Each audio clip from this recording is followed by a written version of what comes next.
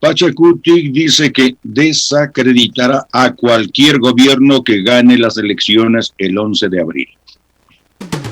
Tema polémico. El movimiento político Pachacutic desacreditará a cualquier gobierno que haya ganado en la segunda vuelta presidencial del 11 de abril, afirmó el coordinador nacional Marlon Santi al pronunciarse sobre el fallo del Tribunal Contencioso Electoral que negó un recurso legal con el que se pretendía abrir paquetes electorales. Si en las urnas perdimos, nuestra lucha va a ser reivindicar los derechos en las calles. Nuestra lucha va a ser no aceptar a ese gobierno que va a entrar corroído. No vamos a aceptar a ese gobierno que va a entrar con pactos oscuros, increpó Marlon Santi en una conferencia de prensa este 15 de marzo. La organización política se reunirá en los próximos días para resolver cuál será su postura en el marco de la segunda vuelta del 11 de abril. La decisión se tomará con la militancia, enfatizó el dirigente político. Es decir, ahí se determinará si apoyan a alguno de los dos candidatos que compiten en el balotaje o al contrario si se inclinarán por el voto nulo. Esto frente a la decisión de la Confederación de Nacionalidades Indígenas del Ecuador, CONAIE, que se adelantó este lunes y en un comunicado anunció que impulsará el voto nulo ideológico entre las bases. Al conocer la decisión del Tribunal Contencioso Electoral y frente a la negativa del organismo sobre el pedido de Pachacutic, impulsaremos el voto nulo ideológico. Ni Lazo, ni Nebot, ni Correa. Esta postura es consecuente con nuestra lucha histórica por nuestro proyecto político que trasciende el tiempo electoral, señala el comunicado. Pachacutic anunció que presentará un recurso de aclaración a la sentencia de última instancia expedida por el Tribunal Contencioso Electoral sobre el recurso subjetivo que en conjunto con el candidato presidencial Yacu Pérez impulsaron para que se revisen más de 20,000 actas de escrutinio de la votación del 7 de febrero en las que creen que hubo un fraude electoral. Por su parte, Guillermo Lasso instó a Yacu Pérez a dialogar por el Ecuador. Yacu, el día 11 de febrero, me extendió una invitación para dialogar juntos en el Consejo Nacional Electoral, diálogo que se llevó a cabo el 12 de febrero. En este momento, seré yo quien tenga la mano extendida y brazos abiertos para invitar a Yacu Pérez a otro diálogo. En esta ocasión, hablar del futuro del Ecuador, dijo Guillermo Lasso. Sobre este tema, en Pichincha Opina, Alexis Moncayo tiene la palabra. 7 de la mañana con 8 minutos, martes 16 de marzo del 2021.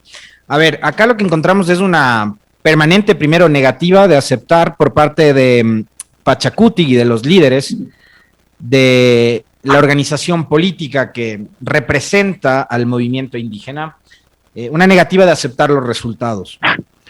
Y eso genera, digo, en mi caso, sobre todo preocupación porque participaron de una contienda electoral que se supone se encuadra dentro de lo que establecen las normas y las reglas democráticas. Y en democracia, si es que se quedaron por fuera de la segunda vuelta electoral después de contar los votos, creo que tanto Pachacutic como Sociedad Patriótica, como la Concertación, como Democracia Sí, como todos los otros grupos políticos que participaron en las elecciones con sus candidatos, están llamados a aceptar esos resultados electorales. Creo que ustedes son testigos de lo críticos que hemos sido en este espacio, y hablo, digamos, desde lo personal, lo crítico que siempre he sido con respecto del manejo y el accionar del Consejo Nacional Electoral. Consejo Nacional Electoral que nació del Trujillato al que yo no le tengo la menor confianza posible. Y digamos que tiene representantes de organizaciones políticas rompiendo con lo que dice la Constitución y el propio Código de la Democracia. Son autoridades que han demostrado en algunos casos actuar con un sesgo muy marcado, con una selectividad también muy marcada, que parecería a ratos actores políticos como el caso de Pachacutic se olvidan. Y fíjense ustedes que la presidenta del Consejo Nacional Electoral tuvo su paso por Pachacutic, la señora Diana Atamaín, que hoy esté desafiliada, que hoy esté alejada, no sé cuál sea realmente la condición de cercanía o de distancia que ella mantenga con los líderes del movimiento indígena actuales. Pero les decía, ustedes son testigos de lo críticos que hemos sido nosotros con respecto del accionar del Consejo Nacional Electoral. Sin embargo, es del Consejo Nacional Electoral que tenemos. Nos guste o no nos guste, son las autoridades que hay y son las autoridades que han organizado el proceso electoral al cual se sometieron las 16 candidaturas presidenciales y el resto de aspirantes a las otras dignidades. Creo que esto, lo que ha dado lectura el profe hace un momento, lo que demuestra es la falta de espíritu democrático de el señor Yacu Pérez y de quienes han sido sus acompañantes en este proceso.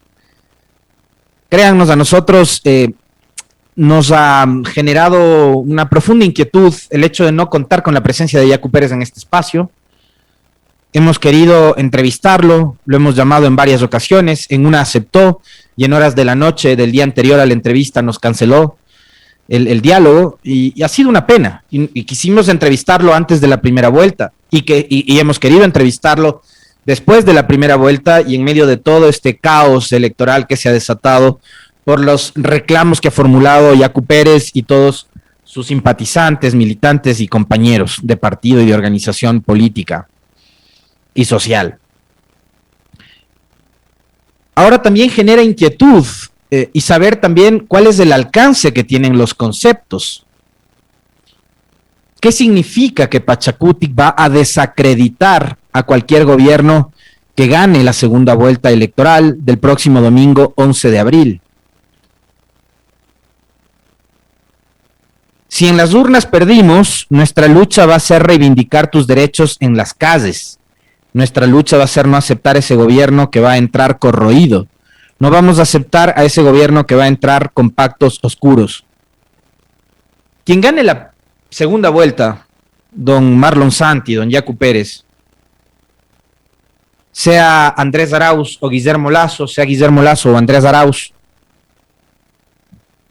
ganarán con el favor popular y el voto de los 13 millones y pico de electores. Así de simple, así de sencillo. Quien gane la segunda vuelta lo hará porque la mayoría de ecuatorianos así lo ha decidido. El que ustedes manifiesten que quien sea gobierno a partir del 24 de mayo del 2021 lo será porque hay pactos oscuros detrás, es una denuncia anticipada y aventurada.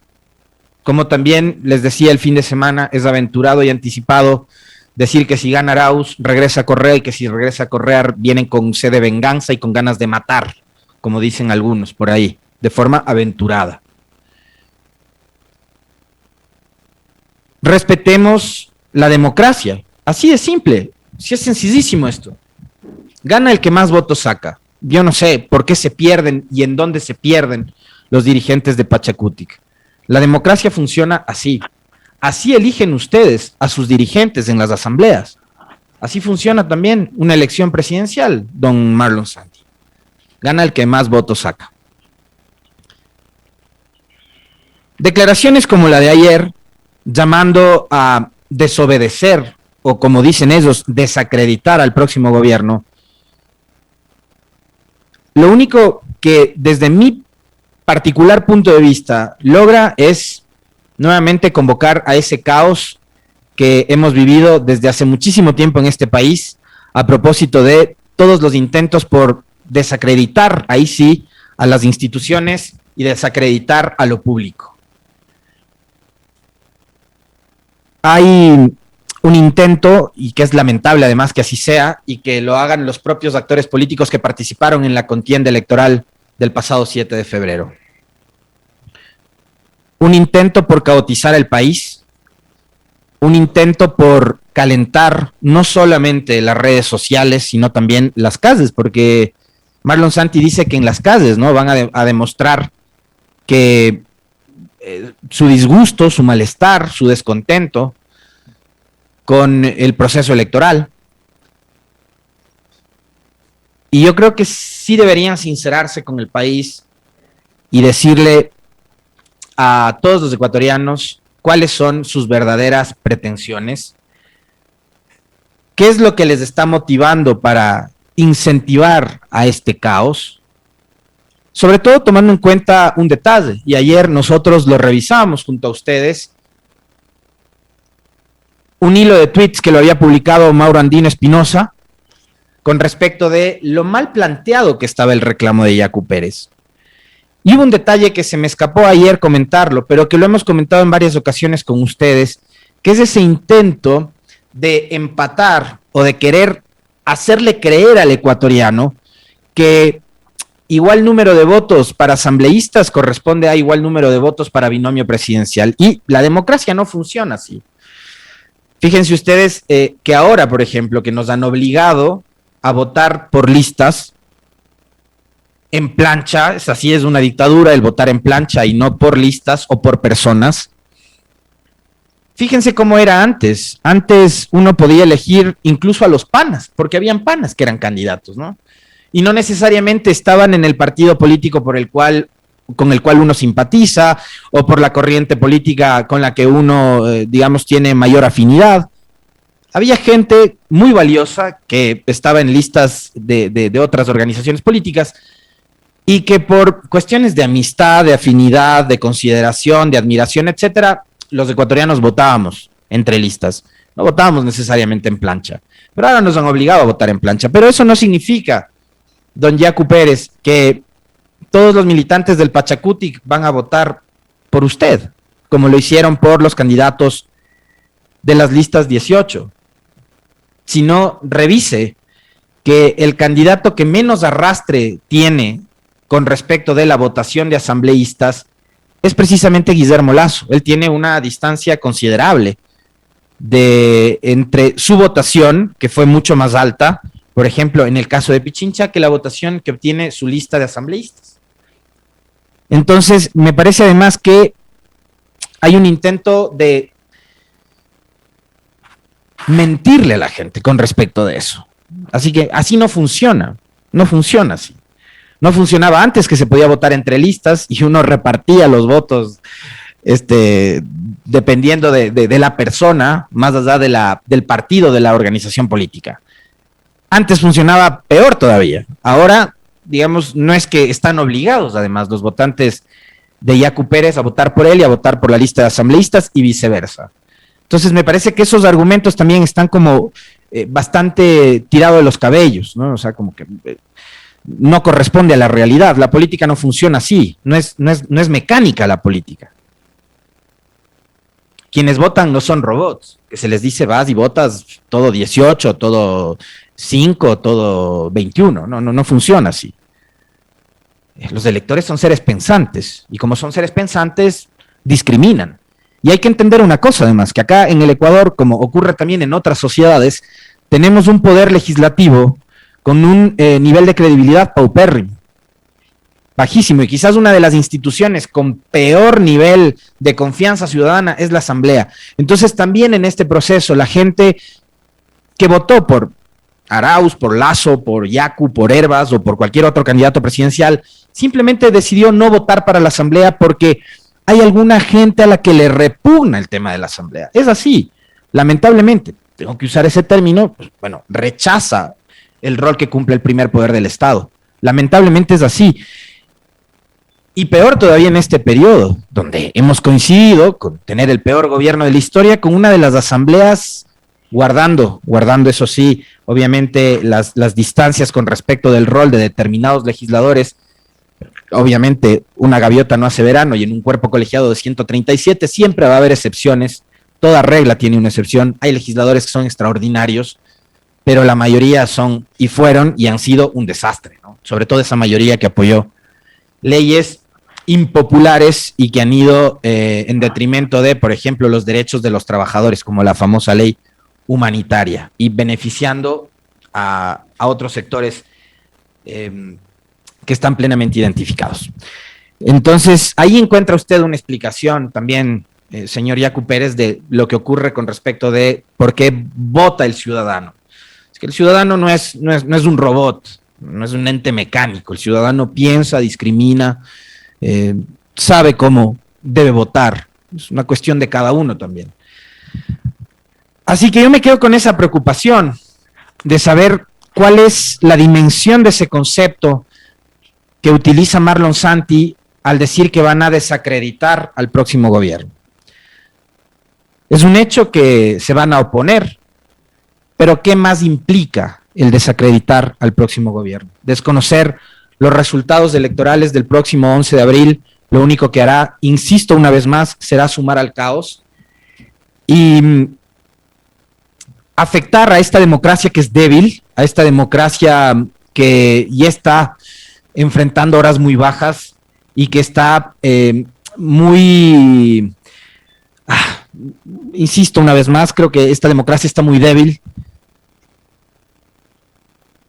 y que creo que con acciones como esta y con declaraciones como esta lo que hacemos es simplemente seguir afectando ya a este sistema democrático que se ha venido a menos en los últimos años, sobre todo, y que ha sido desacreditado, ¿saben por quién? Por la misma clase política. Por esa clase política que habló de corrupción durante 4 años y muchas veces sin pruebas, y que hizo creer a los ciudadanos ecuatorianos que todo lo público es malo y que en todo lo público solo hay corrupción. Ha sido esa misma clase política, apoyada por un sector enorme de la prensa, quienes hoy se han encargado de debilitar al sistema democrático y de lograr esos niveles de desconfianza tan altos también en las instituciones que deben construir el Estado, que deben ayudarnos a tener instituciones más sólidas. Hoy no las